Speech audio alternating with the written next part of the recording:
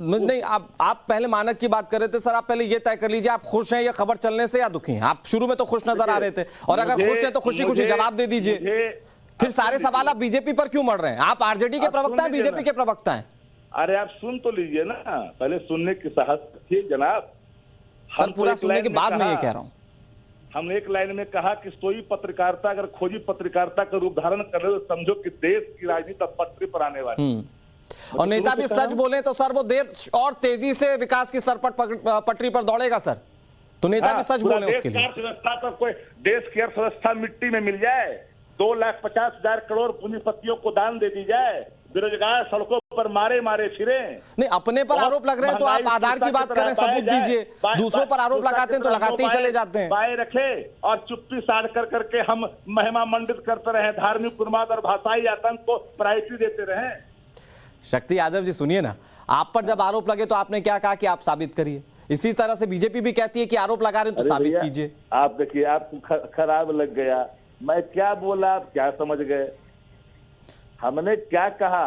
हमने कहा कि जो लगे हैं कि आरोप जी, उसकी बात मैं कह रहा हूं कि आरोप में जहां दम नहीं है उन आरोपों के संदर्भ में मैं बोला हूं कि आरोप के मामले में नहीं। शक्ति जी सुनिए ना, मैं बहुत आसानी से एक बात समझता हूं। देखिए बहुत जो चीजें सामने आ चुकी हैं, सुनिए तो सही मेरी बात सुनिए, आप उसके बाद आराम से जवाब दीजिए। बहुत जो साफ सामने बात आ चुकी है, मसलन आपके 2 विधायक जिन पर आरोप आप ही की पार्टी के, मतलब आपके गठबंधन के ही नेता लगा रहे हैं, तो उन आरोपों पर तो जनता सोचेगी कि चलिए साहब, जो बीजेपी आरोप लगाए, जो पॉलिटिकल पार्टियां आरोप लगाए, वो तो अपनी जगह। जब अपने विधायक आरोप लगा रहे हैं तो नेताओं की और राजनीतिक पार्टी की राजनीतिक शुचिता क्या रह जाएगी?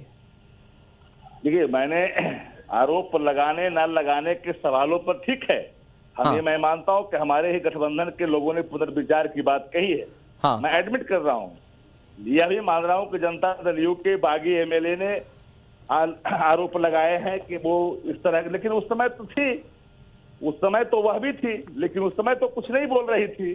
जिस समय आरोप कई उस पर तो बातें नहीं बोल रही थी। लेकिन सवाल ये सामने जरूर है जी, मैं से कह रहा हूं कि राजनीति में के मानक कब से लागू हो जाएंगे।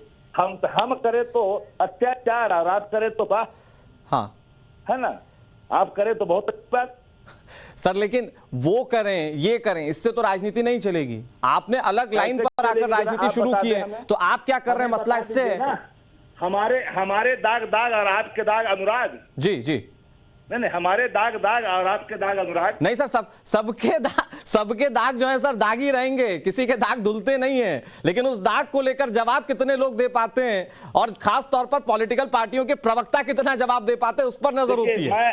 देखिए, मैं एडमिट करता हूं इन बातों को कि जब कोई आरोप मुझे एक चीज बताइए, एक चीज बताइए शक्ति जी, आपसे इतनी बातें हुई, अच्छा लगा आपसे बात करें। मुझे एक चीज बहुत छोटी बता दीजिए।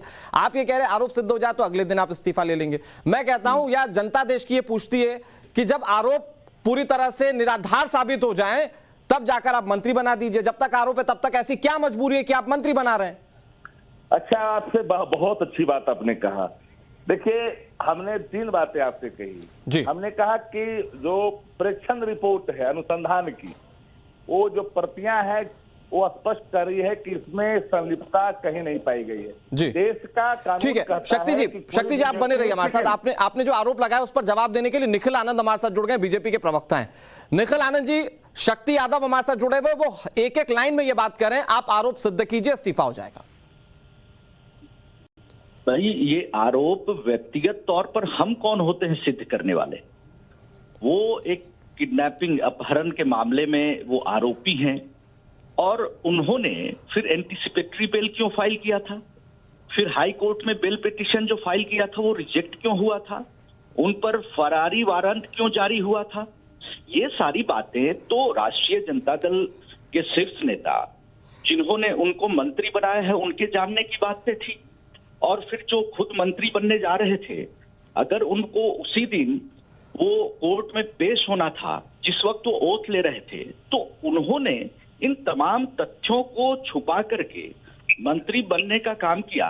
तो ये इन लोगों के एरिया ऑफ जुरिस्डिक्शन की बात है, विमर्श की बात है। लेकिन राष्ट्रीय जनता दल को इन चीजों से कोई फर्क नहीं पड़ता है। देखिए कि जिस तरह के रॉटन लॉर्ड्स को इन्होंने मंत्री बनाया है, ऐसा प्रतीत होता है कि राष्ट्रीय जनता दल अपने उसी पुराने साइकिया को फिर से रिवाइव करके बिहार में शासन करना चाहती है, सत्ता चलाना चाहती है। दूसरी मर्तबा जब तेजस्वी यादव बने तो लगता था कि शायद कुछ ज्यादा मैच्योर हो गए होंगे। जिस तरह के लोगों को इन्होंने मंत्रिमंडल में भरा है, उससे तेजस्वी यादव के खुद यश की हानि है। और तेजस्वी यादव कुछ नया नहीं, वही पुरानी शराब नई बोतल, ये उसी तरह का एक रिफ्लेक्शन है। और ये तमाम लोग, 1 दर्जन मंत्री जिन पर संगीन अपराध के मामले हैं, आप देखें हत्या के मामले हैं, पॉस्को एक्ट के मामले हैं, गुंडागर्दी के मामले हैं, फिर अपहरण के मामले हैं, ये तमाम मामले वाले नहीं, लेकिन निखिल जी चैलेंजेस क्या है जानते हैं?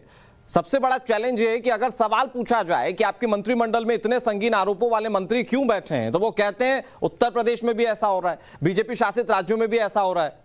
वो आप लोगों पर ये आरोप मढ़ने की कोशिश करते हैं। देखिए, पहले भी नीतीश कुमार जी के नेतृत्व में एनडीए की सरकार रही है। रामाधार सिंह जी, उन पर एक वारंट था, उन्होंने इस्तीफा दिया था। मंजू वर्मा, उनका भी इस्तीफा कराया गया था। ऐसा नहीं है, जो पुराने जो प्रेसिडेंट्स है इसी नीतीश कुमार जी के नेतृत्व की सरकार के, तो हमने किसी भी ऐसे व्यक्ति को जो फरार चल रहा हो या जिस पर वारंट हो, कोई शासन सत्ता में रखने का काम नहीं किया है। मंत्री बनाकर हमने उनको पाला पोसा नहीं है, लेकिन ये एक डेलिबरेट अटेम्प्ट है। ये तो एक शुरुआती दौर है और इसमें जो ये झांकी प्रस्तुत कर रहे हैं वो आने वाले समय के लिए एक भयावह। नहीं तो ये झांकी देखना क्या नीतीश कुमार की मजबूरी समझते हैं निखिल आनंद जी आप? क्योंकि इतने संगीन आरोप लग रहे थे और इसी तरह की जब तमाम घटनाएं होती थी तो उसे जंगल राज का टर्मिनोलॉजी देते थे नीतीश कुमार।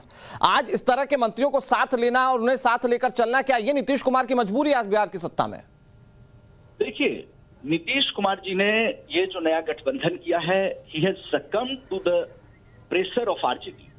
उन्होंने आरजेडी के चरणों में, तेजस्वी यादव के बकायदा चरणों में अपनी पकड़ी रख दी है। और कोई मुख्यमंत्री ऐसे कैसे कह सकता है, अगर कोई शराब से मौतें होती है तो पियोगे तो मरोगे। अब कार्तिकेय कुमार पर बात हो रही है तो वो कह रहे हैं कि मुझे कोई जानकारी नहीं है। ये इनोसेंस प्ली करने की इनकी पुरानी आदत है और नीतीश कुमार जी धीरे धीरे एक्सपोज्ड हो रहे हैं। और नीतीश कुमार जी ने चलिए सर, जनता की अदालत में बहुत कुछ तय होगा। कानूनी अदालत तो कार्तिकेय सिंह पर तमाम चीजों को रिव्यू करेगी, उसके बाद हो सकता है कि जो भी सच हो दूध का दूध पानी का पानी हो जाए, लेकिन जनता की अदालत में सारी चीजें जो हैं वो बखूबी पहुंच रही। बहुत शुक्रिया सर आपका हमारे साथ जुड़ने के लिए, और शक्ति यादव जुड़े तो उनका भी बहुत शुक्रिया।